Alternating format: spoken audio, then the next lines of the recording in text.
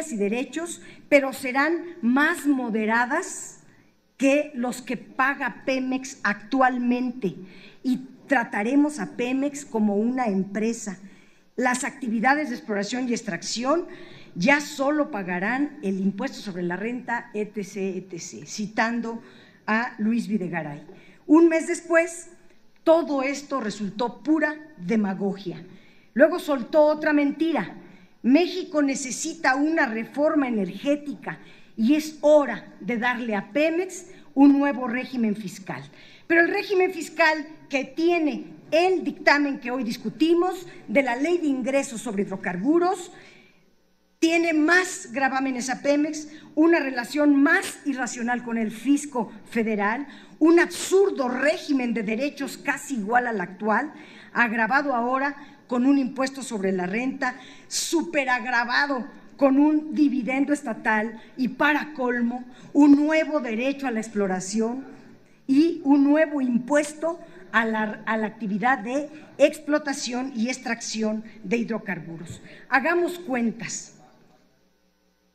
La Cámara de Diputados suprimió 7 derechos, pero nada más de nombre, porque sus montos fueron acumulados en derechos con otros nombres.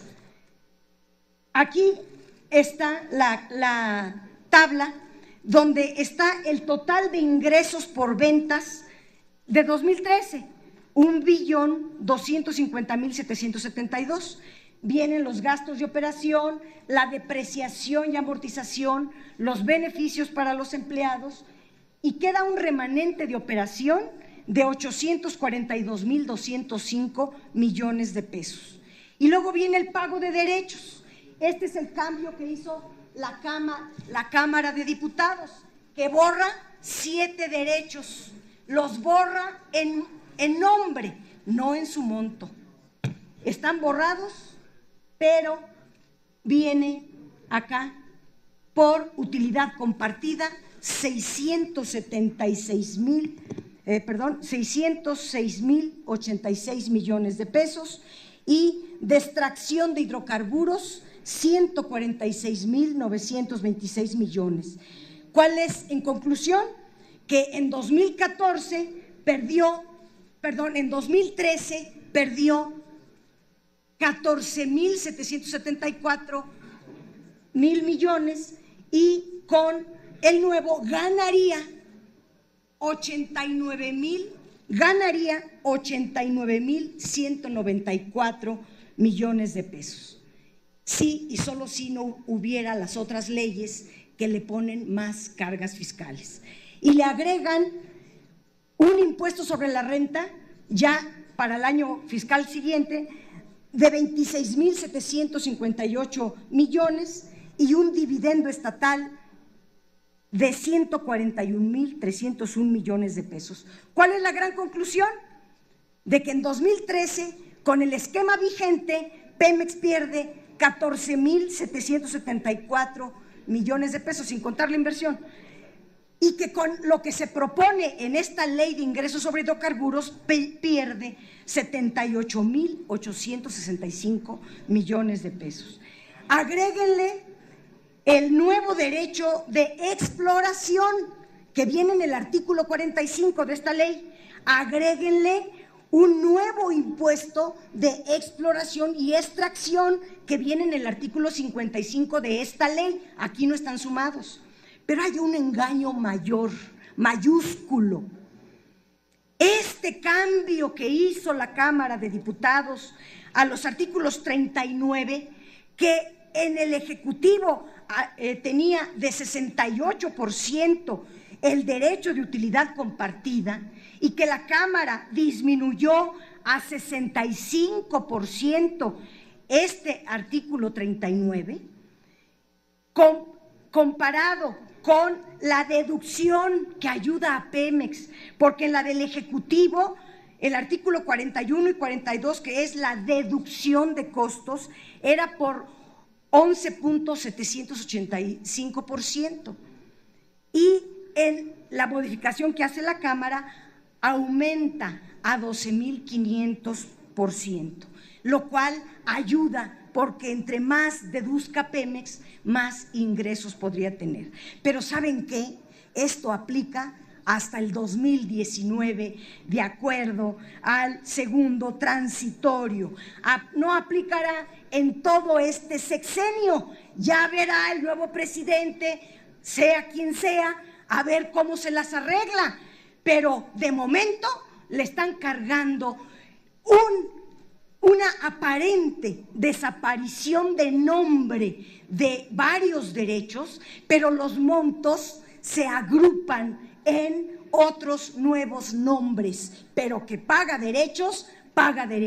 Y además un impuesto sobre la renta, un dividendo estatal, un nuevo derecho a la exploración, un nuevo impuesto a la extracción y exploración. Y lo benéfico que apenas votó la Cámara no aplica para este sexenio. Que no los engañen. Pero algo peor, comparado con ¿cómo está con los privados? ¿Cuánto le van a cobrar a los contratos privados? Porque si pusiéramos, digamos, 100 a Pemex y 100 a los privados en general, tomando en consideración los costos de 25% parejo para Pemex y para los privados, Pemex no paga regalías, los privados sí, y de acuerdo a la fórmula pagarían 14, estoy poniéndolo ahí. Pemex paga derecho de extracción de hidrocarburos, Pemex y los privados no, por eso viene en cero. Pemex paga un derecho de utilidad compartida de 56.88, los privados no, por eso viene en cero, y la utilidad bruta para Pemex sería de 3.86 y para los privados de 74.73. Además, impuestos sobre la renta. Pemex pagaría 1.16 y los privados 22.42. Habría entonces una utilidad neta para Pemex de 2.70 y para los privados de 52.31%. Si le aplicamos a Pemex el dividendo estatal que viene en la ley de Pemex, pues es de 8.4, empieza a perder y ahora tendría un remanente neto de menos 5.69, mientras que a los privados no se les carga ese dividendo y su utilidad sería la misma, 52.31. En fin, a los privados, no a Pemex, pero sí a los privados, se pagarían una utilidad neta. Aquí la estoy poniendo nada más del 50%, será parte del debate. Es decir, si le pagara la mitad de sus utilidades al gobierno, entonces tendría una utilidad total de ingresos Pemex de 80 y los privados de 62, poniendo que van a entregar el 50% de recursos. Pero, compañeros, compañeras, esto no es así. En el tema de contratos, lo más grave no es lo poquito que le van a cobrar a los privados. Lo grave en contratos es el modelo de contrato que no quisieron definir tal como lo ordena el cuarto transitorio del decreto constitucional, pero que el cuarto transitorio del decreto constitucional establece que los contratos, todos, deben de servir para maximizar los ingresos para la nación. Bueno, entonces con estas cifras quiero dejar claro que el régimen fiscal que se le aplica a Pemex y que ustedes están por votar es peor que el que tenemos en 2013 y que esas mentiras se las vayan a contar a ver quién se las cree. Y vuelvo al tema de contratos. Los contratos deben de servir de acuerdo al decreto constitucional que ustedes votaron. Nosotros votamos en contra, pero ustedes votaron y lo están violando, porque debe de servir para maximizar los ingresos para la nación. En la iniciativa de ley de ingresos sobre hidrocarburos se establecen las regalías fiscales para cada tipo de contrato y preocupa especialmente las licencias y los contratos de producción compartida. En licencias va a haber a favor del Estado un bono a la firma discrecional, como lo decida el secretario de Hacienda. Y con esta visión privatizadora, pues va a ser muy poquito. Va a dar también una cuota contractual por fase exploratoria. No sabemos, bueno, al rato entramos a calcular la cuota de fase exploratoria, que es ridículo este cobro y que además de ser ridículo, la Cámara todavía lo redujo a la mitad. También pagarán una regalía y una contraprestación, y ahí me quiero detener. En mi ejemplo puse una contraprestación del 50%. La ley dice una contraprestación en un porcentaje establecido en el contrato licencia. Y el porcentaje se define, dice esta ley, bajo dos conceptos: el de utilidad operativa y el de valor contractual de los hidrocarburos. ¿Cuál es el tema de la utilidad operativa? Que la utilidad operativa es un concepto en el cual resulta de restar del valor contractual de los hidrocarburos, o sea, del valor del petróleo extraído, restar las regalías, los costos, los gastos, las inversiones, y lo que sobra se llama utilidad operativa. Y de eso poquito que sobra es lo que se le va a dar una parte al Estado y otra parte al contratista. Dicho de otra manera, la utilidad operativa es donde se le regresan al inversionista sus costos, sus gastos, sus regalías y las inversiones, y todo esto se le llama recuperación de costos. La Constitución estableció que los contratos para que el Estado obtenga más ingresos, estos contratos son, de acuerdo a la Constitución, para que el Estado obtenga más ingresos, no para que el Estado pierda ingresos y entregue renta petrolera.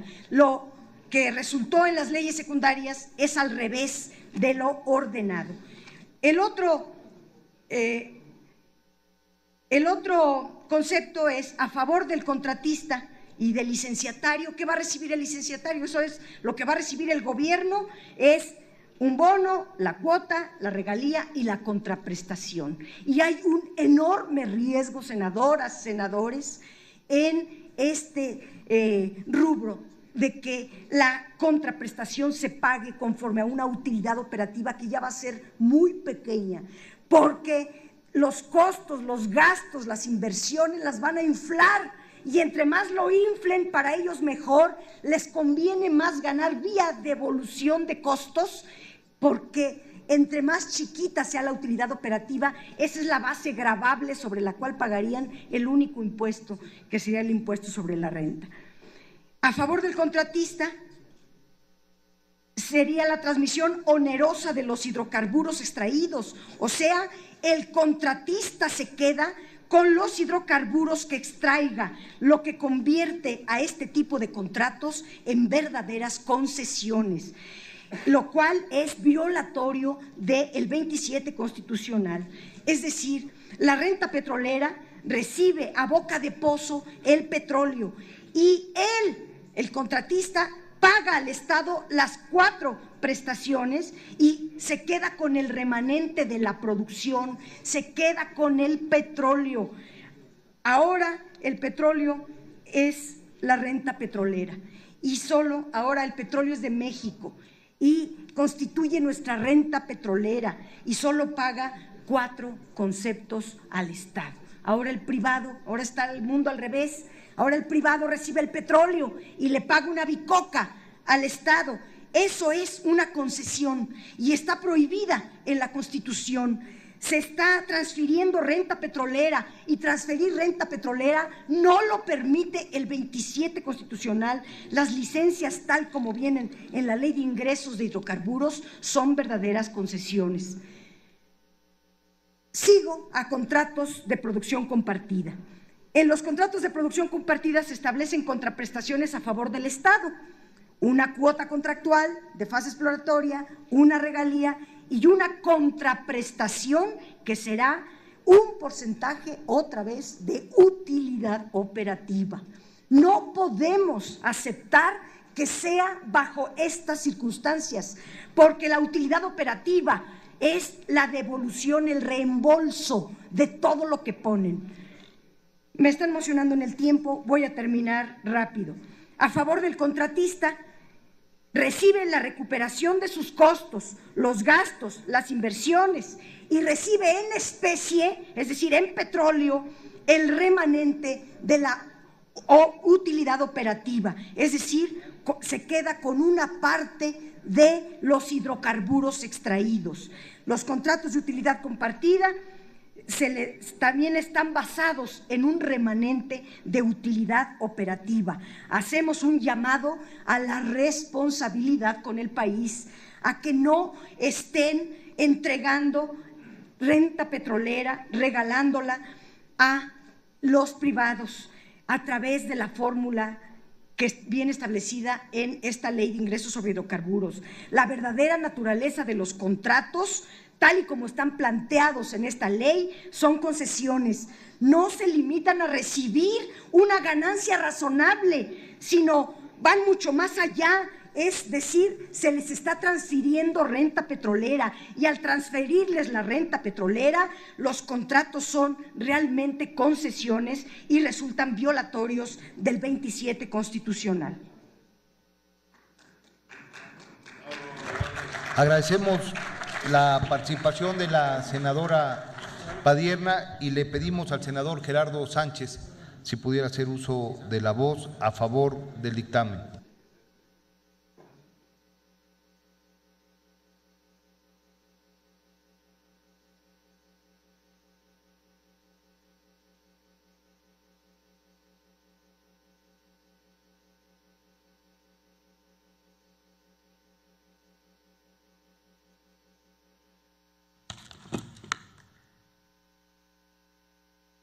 Con su permiso, presidente, compañeras y compañeros senadores. Para nuestro grupo parlamentario, la reforma energética en su conjunto es una reforma caliente y estimula porque implica un cambio en la estructura fiscal, en el aprovechamiento de nuestros recursos de hidrocarburos. Es establecer un régimen fiscal que se traducirá en mayor inversión y crecimiento para asegurar que los mexicanos sigan recibiendo la totalidad de la renta petrolera y con ello asegurar que el Estado mexicano cumpla con las obligaciones fundamentales de procurar inversión pública y fortalecer los servicios de salud y educación de calidad, sin descuidar mayores inversiones en el sector energético y contar con herramientas institucionales como lo es el Fondo Mexicano del Petróleo para la estabilización y el desarrollo, como instrumentos de ahorro para el mediano y largo plazo derivados de la renta petrolera en beneficio de todas y todos los mexicanos. El dictamen establece que una vez definidas las transferencias ordinarias, que se estiman en 4.7% del Producto Interno Bruto, el remanente pasa a formar parte de una cuenta de ahorro de largo plazo. Cuando ésta supere el 3% del Producto Interno Bruto, se podrán utilizar los recursos excedentes en beneficio de la nación, tal como se establece en el artículo 94 de la Ley de Presupuesto, hasta un 60% en rubros tales como el Fondo para el Sistema de Pensión Universal, proyectos de inversión en ciencia, tecnología e innovación y energías renovables, proyectos petroleros y, en su caso, en inversiones en infraestructura para el desarrollo nacional, en becas para la formación de capital humano, en universidades y posgrados y en proyectos de mejora a la conectividad, así como para el desarrollo regional de la industria. Un monto equivalente al 40% del excedente permanecerá como parte del patrimonio de la reserva del fondo. En el supuesto de una disminución de los ingresos del gobierno federal asociada a los ingresos petroleros, una menor recaudación de impuestos, derechos, aprovechamientos, se podrá compensar dicha disminución con los recursos del Fondo de Estabilización de Ingresos Presupuestarios. En otras palabras, el Fondo Mexicano del Petróleo lo podemos entender como es una especie de blindaje para la estabilidad macroeconómica y finanzas públicas sanas.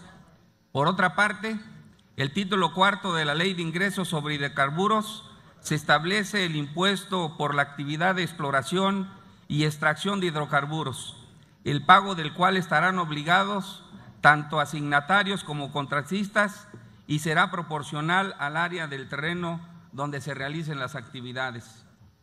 Dentro del mismo título, en el artículo 57, se prevé la integración del fondo para las entidades federativas y municipios productores de hidrocarburos cuyos recursos provendrán del impuesto antes mencionado. Los recursos recaudados por este impuesto no se incluirán en la recaudación federal participable, sino que el total será distribuido entre las entidades federativas donde se sitúen las áreas contractuales o de asignación para que con dicho fondo resarcir, entre otros fines, las afectaciones al entorno social y ecológico que se pudieran generar por motivos de los trabajos realizados. Por esta razón y por muchas más que ya se han comentado aquí en este pleno, el grupo parlamentario del PRI votará en favor del presente dictamen. Es cuanto, muchas gracias.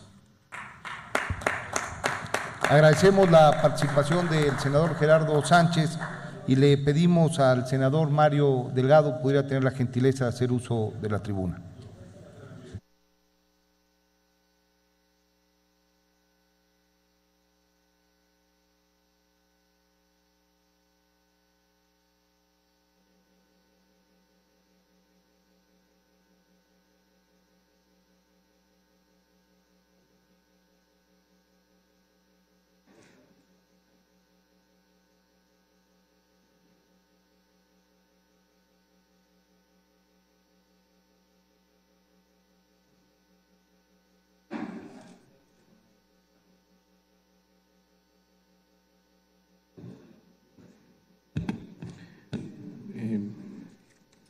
Buenas tardes, buenos días todavía, buenos días, con su venia, presidente, compañeros, senadoras y senadores.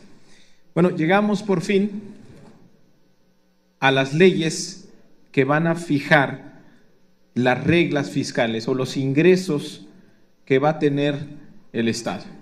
Hay que recordar que toda esta reforma se ha hecho con ese objetivo único, aparentemente que el Estado tenga una mayor renta petrolera para que entonces pueda tener mayores posibilidades de enfrentar las necesidades de este país, como aquí se ha dicho. Sin embargo, pues no hay plazo que no se cumpla y lo que vemos en estas leyes es que no se va a garantizar que la mayor parte de la renta petrolera adicional que se pudiera tener vaya a ser para el Estado mexicano y que la que se tiene actualmente tenderá a disminuir de manera gradual conforme Pemex vaya cediendo parte de los activos, campos y demás que tiene. Nos preocupan varias cosas en estas leyes que consideramos que incluso van más allá de lo que plantea la reforma constitucional. Se garantiza, por ejemplo, el carácter privado de los contratos. Esto es un acuerdo entre partes que se manda como ley supletoria al derecho civil y mercantil. Esto quiere decir que hay una contradicción porque se supone que el petróleo, como falsamente se ha repetido aquí, sigue siendo de la nación. Sin embargo, su explotación se traslada con estos contratos al ámbito de lo privado. Hay una incongruencia ahí que en caso de incumplimiento, es decir, estamos pensando que todo va a funcionar muy bien, pero en caso de algún incumplimiento por parte de las petroleras, el Estado mexicano queda prácticamente en indefensión o va a quedar sujeto a lo que digan los tribunales internacionales. También hay una diferenciación en el ingreso sobre Pemex y las empresas privadas. Para una misma actividad, que es la explotación del hidrocarburo, hay un tributo, pero hay una diferenciación que no se establece en la Constitución a partir de quién está obteniendo, de quién está haciendo esta actividad, si es una empresa productiva del Estado o si es una empresa privada, con lo cual vuelve inequitativo el régimen fiscal. Se fue muy cuidadoso en la reforma constitucional en el tema de los egresos, pero me parece que hay un descuido evidente en ver cómo va a entrar esa renta al Estado. Y no se puede diferenciar donde la Constitución no hace una diferenciación. Es decir, al mismo ingreso que tiene la misma naturaleza, tiene el mismo origen, se va a diferenciar dependiendo si es una empresa productiva del Estado o si es una empresa privada. Ahí hay una clara inequidad que contradice el concepto constitucional de que los ingresos deben ser equitativos. Supongamos aquí que Pemex podría, por ejemplo, establecer una controversia a la Corte por un trato claramente diferenciado. También se va más allá de la Constitución en el caso de la concentración, bueno, lo voy a mencionar más adelante, en la tesorería de la Federación. Por otro punto, en la Ley de Ingresos sobre Hidrocarburos, las variables de adjudicación. Se privilegia exclusivamente en esta ley que las variables de adjudicación solo serán las económicas, el monto de inversión y lo que se va a obtener de renta. En los contratos es donde se tienen que incluir otras variables para así tener una política energética integral. Por ejemplo, el desarrollo, que se incluyó el pago a las comunidades, que haya inversiones, poner incentivos para que haya inversiones, por ejemplo, en petroquímica y que podamos producir gasolinas que tanto se ha dicho aquí, van a bajar de precio. Si no hay consideraciones en las variables de decisión con quién se va a asociar el Estado mexicano, que haya incentivos a privilegiar a aquellos que tengan planes de inversión, por ejemplo, para el desarrollo de la petroquímica y con ello el desarrollo de la industria nacional y el empleo, bueno, pues no vamos a tener esos resultados a posteriori. También en el caso del medio ambiente, si no ponemos como parte de las variables decisorias el tema de medio ambiente, estamos situándonos en una situación de tratar de regularlo ex post, y eso no va a ser posible. Que hagan compromisos ambientales, como ocurre en el caso del Reino Unido, para decidir con quién nos asociamos. También debe haber metas y planes de inversión y producción por parte de las empresas privadas.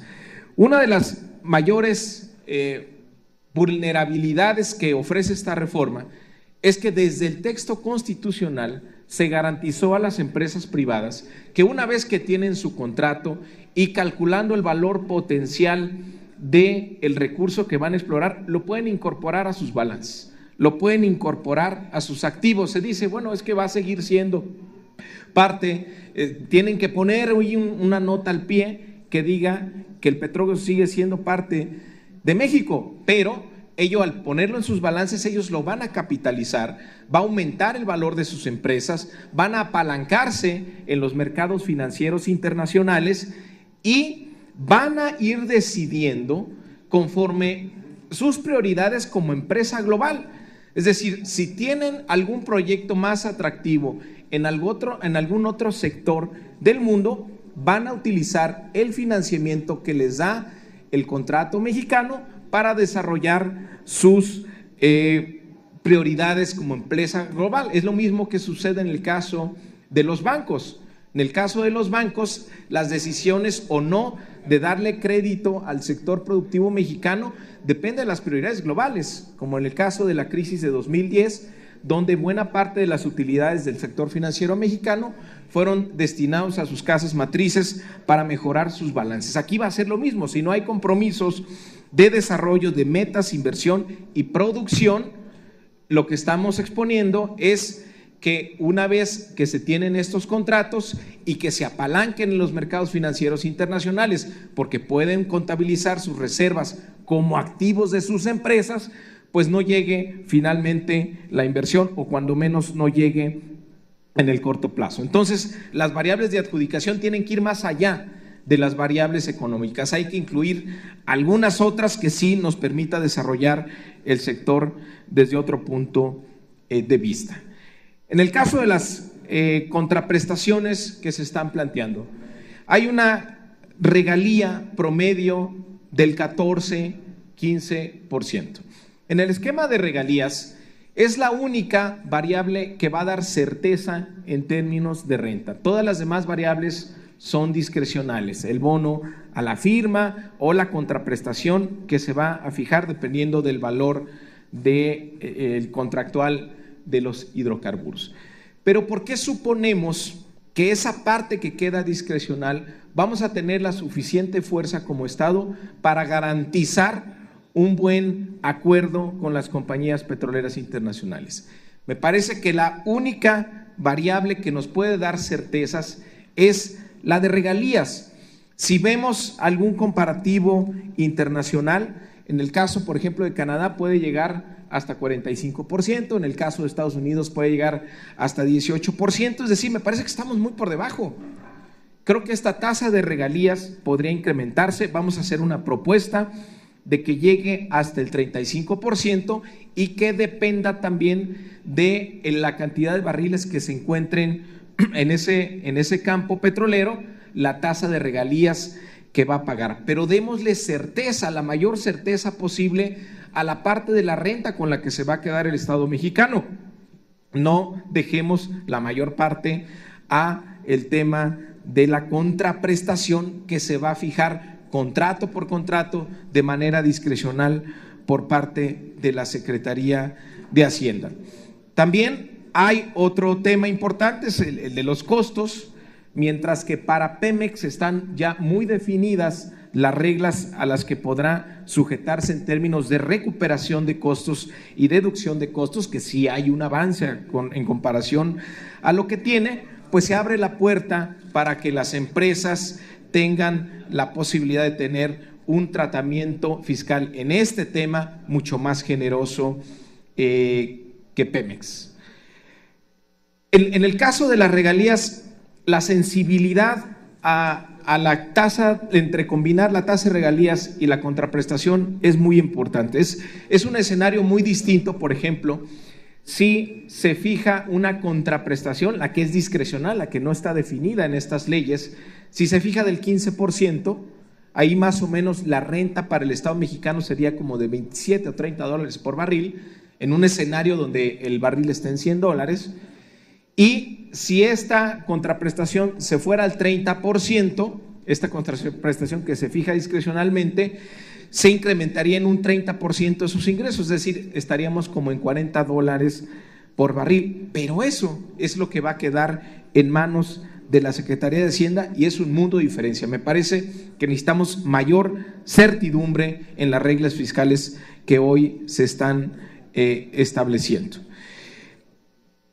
Pasando al tema del Fondo Mexicano del Petróleo, a ver, aquí hay, en la Constitución, en la reforma constitucional, de ninguna manera se desprende que estos recursos no van a ir a parar a la Tesorería de la Federación. ¿Por qué no van a entrar a la Tesorería de la Federación? Porque si combinamos esto con que esto de que los contratos están en el ámbito de lo privado, ese acuerdo entre partes, y si los ingresos no van a entrar a la tesorería, entonces se está convirtiendo al Fondo Mexicano del Petróleo en un fondo de garantía para las corporaciones petroleras internacionales, para decirles, oye, estate tranquilo, la parte de la renta que te toca ni siquiera va a entrar a las arcas del Estado mexicano. Lo vamos a tener aquí por fuera, en el Fondo Mexicano del Petróleo, donde el secretario de Hacienda tiene toda la posibilidad de controlar esos ingresos, además de darles la posibilidad de que incluyan en sus balances las reservas mexicanas, de que se puedan apalancar en el exterior, de que haya prioridad en el tema de la explotación petrolera en materia de derechos de propiedad de la tierra, para darle otra garantía al Estado. Encima se arma este fondo de garantía para darles certidumbre en la parte de la renta que les corresponde. Me parece que esto ni siquiera está establecido en la Constitución, va más allá, y es esta idea de mantener todo este manejo por fuera. No hay razón para que no ingrese a la tesorería y tenga el carácter de ingresos a la nación esos recursos. Me parece que se está dando un manejo como si esto fuera privado, que en un escenario de confrontación con las petroleras puede ser muy desafortunado, porque vamos a estar en igualdad de circunstancias con las empresas que tienen mucho poder, y además los ingresos ni siquiera van a formar parte del Estado mexicano. Es decir, si nos metemos en un litigio, las posibilidades de derrota del Estado son mayores, sobre todo si le sumamos que tenemos empresas, tenemos reguladores todavía muy débiles. También el fondo de estabilización contra un fondo de ahorro, en realidad es un fondo de estabilización, no es un fondo de ahorro. Si vemos el histórico de las contribuciones al presupuesto de los ingresos petroleros, en los últimos 10 años es alrededor del 4.5%, 4.5 puntos del PIB, que es más o menos lo que va a seguir contribuyendo los ingresos petroleros, principalmente Pemex, al gasto mexicano. Aquí se decía que se va a despetrolizar las finanzas, no, porque ahí está la garantía de ese 4.5%. La única posibilidad de que se destine, de que haya recursos para becas, para investigación, para infraestructura, los otros rubros que señala el Fondo Mexicano, es que la tasa de ingresos petroleros crezca por encima de la tasa de crecimiento de la economía, de tal manera que se puedan ir acumulando ingresos por encima del 4.5%. Sin embargo, haciendo un escenario muy sencillo, vemos que para que esto ocurra, pues tendríamos que tener una plataforma de exportación más allá de los 3 millones de barriles de petróleo y que el precio se mantuviera por encima de los $100. Lo que sí está claro es que en los próximos 5 años la plataforma de explotación seguramente va a disminuir. Entonces, esto de que se va a acumular para estos rubros que inciden en la competitividad de nuestra economía, pues va a tardar por lo menos una década. Y todo ello porque se sigue privilegiando el tema del petróleo como un flujo de efectivo. El considerar al petróleo mexicano como un activo nos llevaría a que replanteáramos la forma en cómo estamos tratando de maximizar la renta petrolera. En el mejor de los casos, a partir de estas reglas, el Estado mexicano se va a quedar entre el 30 y 40% de la renta petrolera futura.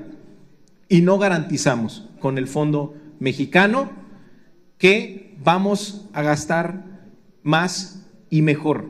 Las reglas van a seguir siendo las mismas, el financiamiento va a ser para un gasto corriente creciente, porque no se está dispuesto a revisar en qué estamos gastando ni si esa inversión es productiva. La gran reforma pendiente que se soslaya con esta reforma energética es la reforma al gasto. Muchísimas gracias. Agradecemos la participación del senador Mario Delgado, y para ilustrar a la Asamblea me permito dar lectura del registro de oradores que faltan para concluir esta primera ronda y la segunda ronda. Tendría el uso de la voz el senador Francisco Domínguez en este momento. Posteriormente tendría el uso de la voz el senador Zoé Robledo. Después de él el senador Luis Armando Melgar, y concluiría esta primera ronda de discusión el senador Marco Antonio Blázquez.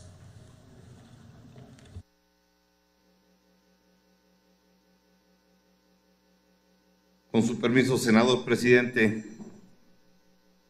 En un país petrolero como es México, es una materia prima que se convierte, como lo sabemos todos, en combustible como la gasolina, todo tipo de plásticos, combustibles para la generación de electricidad, solventes, entre otros muchos. Por lo tanto, el petróleo mexicano tiene un valor elevado. Sin embargo, para que el Estado mexicano pueda aprovechar este hidrocarburo y recibir renta petrolera, es necesario extraer el petróleo del subsuelo, para lo cual debemos pagar distintos costos, como la mano de obra, la renta de la maquinaria que tuvo que emplearse, el costo de la tecnología y cualquier otro costo financiero en que Pemex haya incurrido por endeudamiento.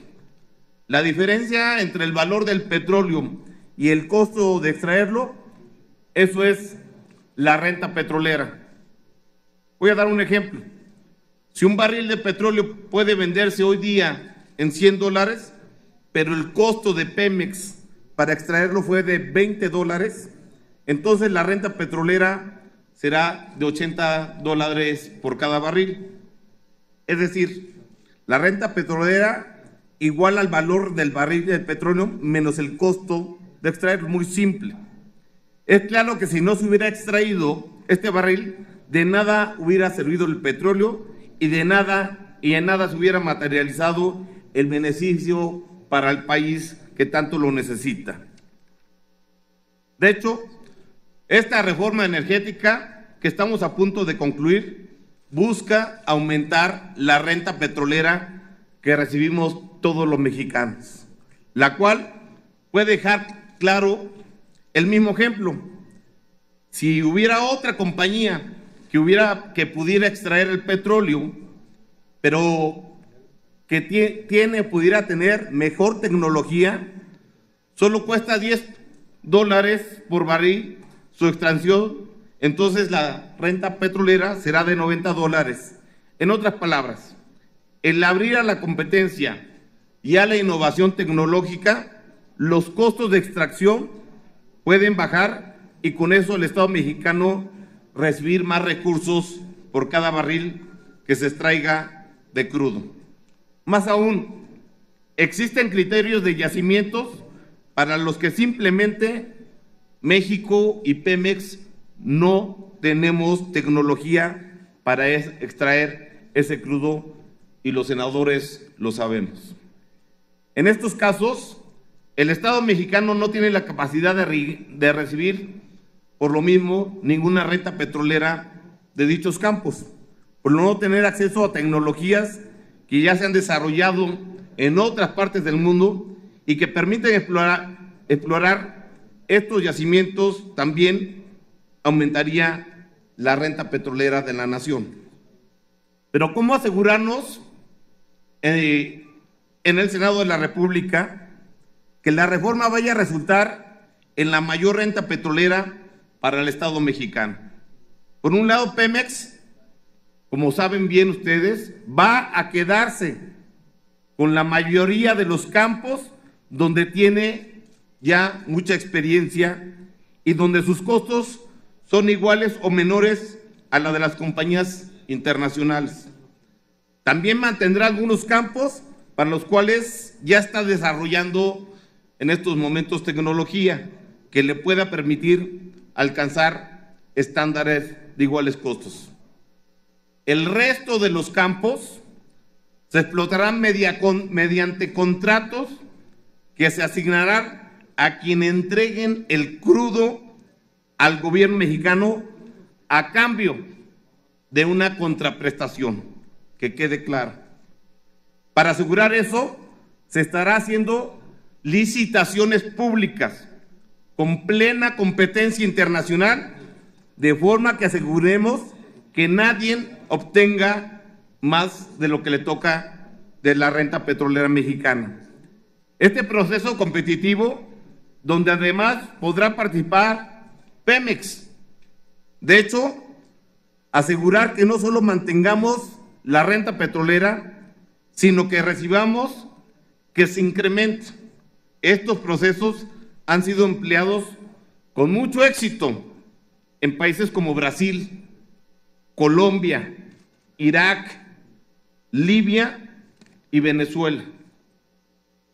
Una vez que el gobierno mexicano reciba la renta petrolera, es necesario asegurarnos que se gasten cosas que beneficien tanto a las generaciones actuales que tanta necesidad tienen hoy en nuestro México, como para las generaciones futuras, ya que hay que tener en cuenta que el gas y el petróleo son recursos naturales no renovables y hay que pensar en las futuras generaciones. Además, cualquiera debe de poder conocer y en qué se gasta la renta petrolera. Para ello, se crea el Fondo Mexicano del Petróleo para la Estabilización y el Desarrollo. En primer lugar, todos los ingresos formarán parte de la renta petrolera, se depositarán en el fondo y se administrarán por separado de los restos de los ingresos públicos. Cada año, el fondo transferirá al presupuesto de gastos de gasto público una proporción de la renta petrolera equivalente al 4.7 del Producto Interno Bruto para seguir financiando, como hasta hoy, programas sociales de infraestructura, educación, seguridad y servicios de salud, entre otros. Una vez hecho lo anterior, el fondo depositará los ingresos adicionales en una cuenta de ahorro de largo plazo que deberá alcanzar un mínimo de 3% del Producto Interno Bruto. Me pide, por favor, si podemos poner atención al señor senador que está haciendo uso de la voz. Entonces, ¿acepta la pregunta del senador Pedraza? A mi compañero y amigo, con mucho gusto. Adelante, senador. Gracias, presidente. Estoy oyendo la argumentación del compañero Domínguez y hay dos cosas que vale la pena establecer para que él las pudiera precisar. ¿En qué apartado de este conjunto de leyes viene la definición de renta petrolera? Dos, a partir de lo que usted ha ido mencionando del fondo petrolero, a su juicio, ¿cuál es el porcentaje utilizable para los programas sociales que se han estado hablando? Porque en esta distribución que se ha planteado no se nota y no se siente que pueda estar presente. Si pudiera usted darme respuesta, muchas gracias. Pues yo creo que, compañero senador, en cuanto los senadores tengamos la responsabilidad y ojalá pudiéramos terminar el miércoles, y cuando empiece este decreto y empiece a funcionar esta reforma, pasando la ronda cero en el mes de septiembre, empezaremos a ver ese 4.7 que se le dejará al gobierno federal para ir con los programas de educación, de salud, de infraestructura, de campo. Y la diferencia irá al fondo mexicano. ¿Cuánto va a ser? Desde mi forma personal, creo que el primer año va a rebasar el 5% del Producto Interno Bruto. Entonces cumplirá con los 4.7 y dejará los primeros 3 puntos al Fondo Mexicano de Estabilización para que disfruten las siguientes generaciones y así cada año hasta acumular el 3% en esta gran bolsa de ahorro. Espero haya podido contestar su pregunta. Continúe con su participación, senador, por favor. Una vez hecho lo anterior, el fondo depositará los ingresos, como ya lo dije, a un 3% del Producto Interno Bruto. Este ahorro de largo plazo tendrá dos funciones. Primero, servirá como ahorro que nos permita afrontar imprevistos graves que pudiera tener la economía mexicana. Por ejemplo, si en el 94 el PRI ya hubiera cambiado sus estatutos y nos hubiera ayudado en el 2008 a esta reforma energética, cuando gobernaba el PAN, ya hubiéramos podido sacar adelante. Y aquí nos mostramos que la mezquindad del PAN no se repite como sí se dio en el PRI en el pasado. Ya que hubiéramos tenido desde entonces recursos ahorrados del 3% del Producto Interno Bruto, si en el 94 tuvimos esa gran crisis provocada por el gobierno federal emanado del PRI. El ahorro servirá para que también tengamos las generaciones de México que aún no nacen, puedan beneficiarse también de lo que estamos haciendo hoy, de su petróleo y de su gas que se produce en México. Una vez que se alcance el nivel mínimo del ahorro del fondo del 3% del Producto Interno Bruto, una parte de los ingresos adicionales podrán destinarse a conceptos de gasto, entre otros, financiar infraestructura. Y aquí que quede claro, sí está puesto, financiar ciencia, tecnología e innovación en un 30%.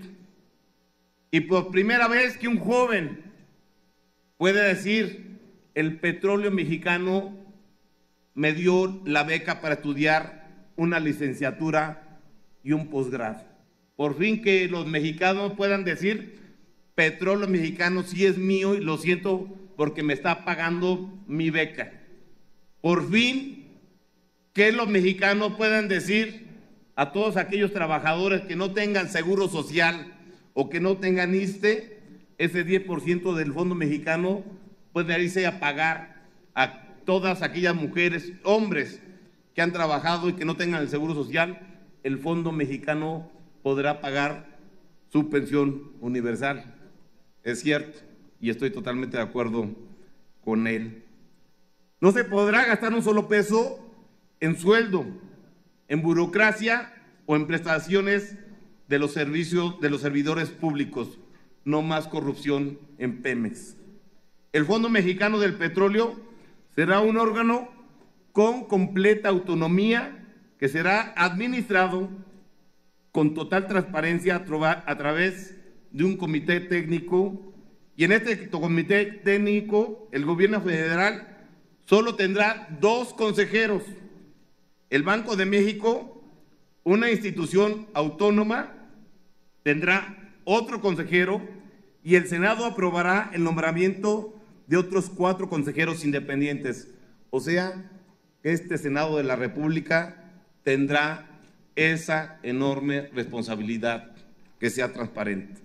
El Fondo y la Secretaría de Hacienda publicarán mensualmente, y esto que nos quede claro, para que cuando se hable en contra y a favor, lo digamos.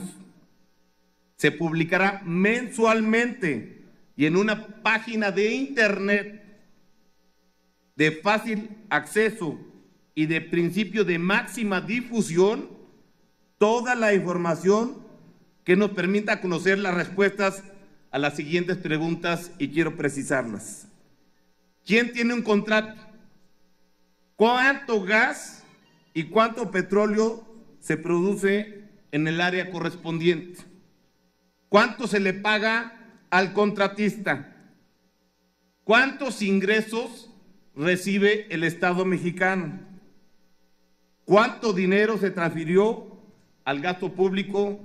Y vuelvo a contestar su pregunta. Lo podrá consultar por internet de fácil acceso, y como senador pues tendrá mucho más por sus asesores ahí con claridad. ¿Cuánto dinero se ahorró y cuánto asciende el saldo a la cuenta de ahorro? ¿Cuánto se está gastando en destinos específicos? Entre otras muchas preguntas. Yo creo que esta aportación del Senado de la República le va a dar tranquilidad a las mexicanas y a los mexicanos. Es decir, cualquier mexicana y cualquier mexicano podrá acceder a la información que le permita evaluar el funcionamiento de esta reforma energética, y el secreto fiscal no aplicará a los contratos. ¿Es cuánto, presidente? Pero ha sido más generoso con otros compañeros y compañeras. No, hombre, muchas gracias. Agradecemos la participación del senador Francisco Domínguez, y tiene el uso de la voz para posicionar en contra del dictamen el senador Zoé Robledo.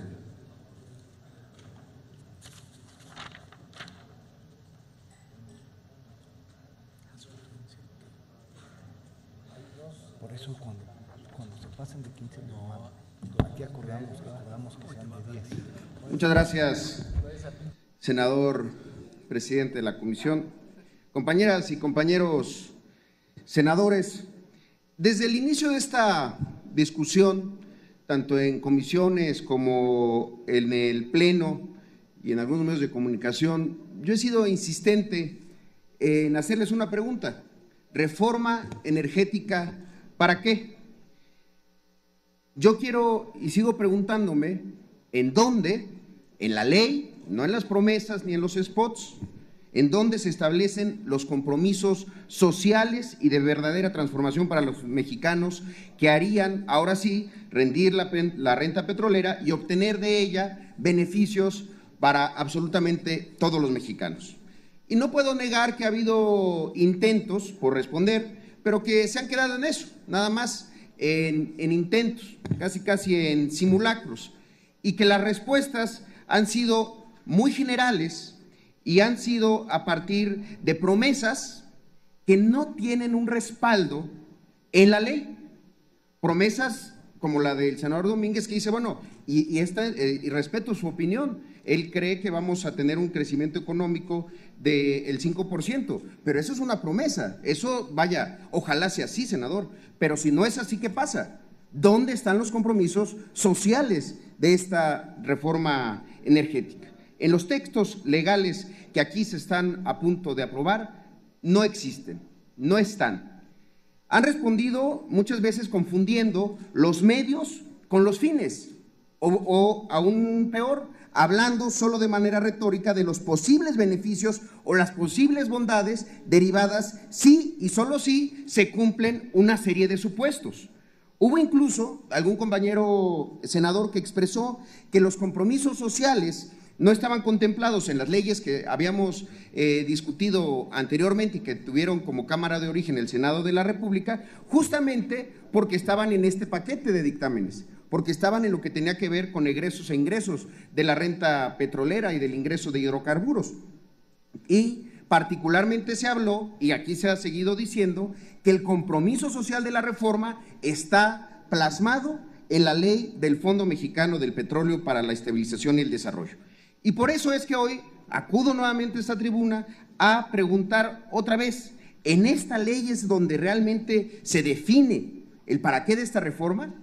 Si es así, bueno, vamos a revisarla, porque en la ley del Fondo Mexicano del Petróleo quedan claras cuáles son las prioridades del destino de los recursos que esperan obtener del nuevo modelo de extracción de nuestra principal riqueza nacional. Bueno, ¿cuáles son esas prioridades? Primero, garantizar el pago a las inversiones de las empresas privadas y garantizar los ingresos del gobierno federal y en una proporción los ingresos y las participaciones de los estados de la República. Si algo sobra, entonces será para extraer más petróleo. Y si algo sobra de ahí, será para el ahorro de largo plazo. El llamado y ahora muy escuchado indeclinable compromiso social de esta reforma simplemente no se ve, simplemente no está en la ley, simplemente no existe. El Fondo Mexicano del Petróleo confirmará que su concepción de beneficio social es exactamente igual a mayor dinero para el gobierno federal. Y honestamente, senadores, siendo muy serios y siendo muy rigurosos, pensar que el beneficio social es automático en el momento en el que el Estado mexicano tiene más recursos. En los últimos 30 años ha quedado demostrado que no es así, que no ha funcionado y que ese modelo ha fracasado una y otra vez.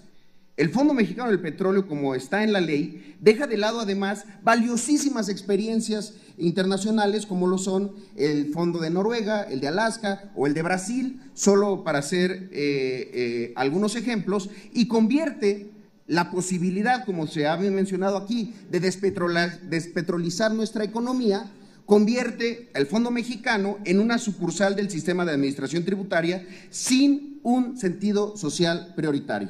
Bajo los principios que van a regir a este fondo, se pierde, lo repito, la gran oportunidad de despetrolizar la economía.